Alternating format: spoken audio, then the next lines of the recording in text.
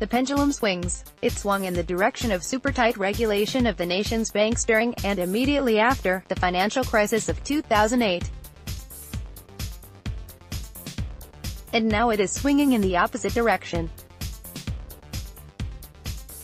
President Trump and congressional Republicans, along with a handful of Democrats, have pushed through legislation that will ease the regulatory burdens imposed on some banks by the so-called Volcker Rule. There is deregulation of all sorts, some an overreaction to bigger government, some a legitimate loosening of ties that bind businesses too tightly. So the details of last week's rollback of financial regulation in America matter. The Volcker Rule was designed to prevent banks from making risky bets using their depositors' money. If the bets paid off, shareholders benefited. If the bets were lost, depositors were protected by a taxpayer-funded insurance program, and the shareholders were none the poorer. And if bad bets threatened to bring down the banking system, well, there was always the taxpayer to post bail to prevent a collapse of the financial system. The Volcker Rule brought that asymmetric gambling system to an end, but at the expense of high compliance costs. Big banks had no trouble covering those costs, but smaller banks found them so high as to impair their ability to lend. Too big to fail had become too small to succeed, said Senator Heidi Heitkamp, Democrat from North Dakota. The rule was written to apply to all banks with over $50 billion in assets. The new law raises that threshold to $250 billion, which restricts its application to perhaps 10 banks out of the nation's approximately 5,000. Support for this first significant regulatory rollback in the financial sector was based on a variety of facts. First, the 10 banks that remain subject to the Volcker Rule control about 60% of all the assets of the entire system. They are the institutions that truly are too big to fail, that could bring down the financial system if they went under. They remain under such watchful eye as regulators possess. Second, failure of any of the other banks is unlikely to spread to the entire system. Third, bad bets are less likely by smaller banks, many of which can still rely on that old safeguard, know your customer.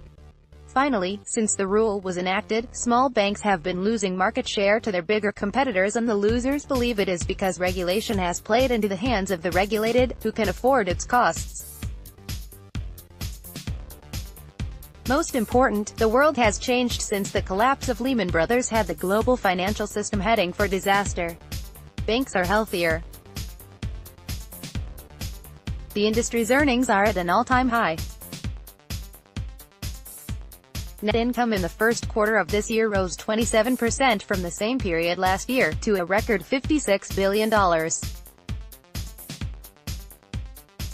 That includes almost $7 billion from the Trump tax cuts, but even excluding this benefit, earnings would have been a record $49 billion. J.P. Morgan Chase, the largest American bank, recorded the highest quarterly profit by any U.S. bank ever. Morgan Stanley and Bank of America broke their quarterly earnings records. Goldman Sachs reported solid performances across our business and raised its dividend. Perhaps best of all, the bank's capital positions are stronger than ever, although the Wall Street Journal, no regulation lover, worries that the new legislation allows an unnecessary weakening of capital positions in response to whining by big banks. Larger banks must still pass the Federal Reserve Board's stringent stress tests that require them to hold what the Fed describes as a capital buffer sufficient to withstand a several-year period of severe economic and financial stress. The largest banks must have orderly plans for their dissolution should they become insolvent. Their rules for risk management must pass regulatory scrutiny. There's more, but you get the idea.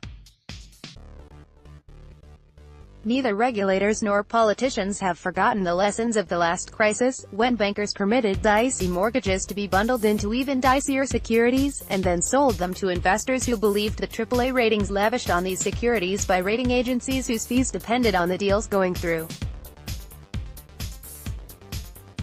Thanks in part to the infusion of billions of taxpayer bailout dollars, in part to the new regulations, and in part to Fed policy that prevented the Great Recession from morphing into another Great Depression, the major banks did not follow Lehman Brothers, Bear Stearns, and others into the graveyard of mismanaged financial institutions. We learned a lot about financial markets after 2008, but not so much that we can be certain there will never be another crisis.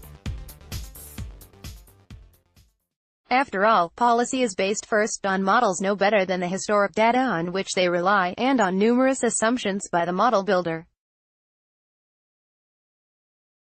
Then, models in hand, policy is made by fallible humans, often operating under great stress, real, imagined, and political. Richard Buchstaber, who spent 30 years on Wall Street, part of the time as risk manager for Morgan Stanley, says, "People find another way to be stupid. I think there are going to be other crises.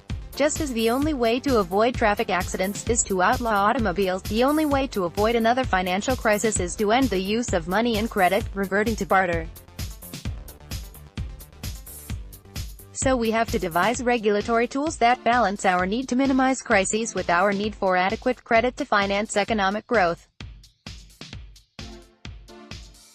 Everyone agrees on two things: the big banks are not to be left to the unregulated direction of their CEOs, and small banks cannot be burdened with regulatory costs so high that they are unable to lend to job-creating smaller businesses. So far, the pendulum has not swung as far back as the wildest deregulators would have it. So far. But beware bankers seeking to push the pendulum to its pre-2008 position.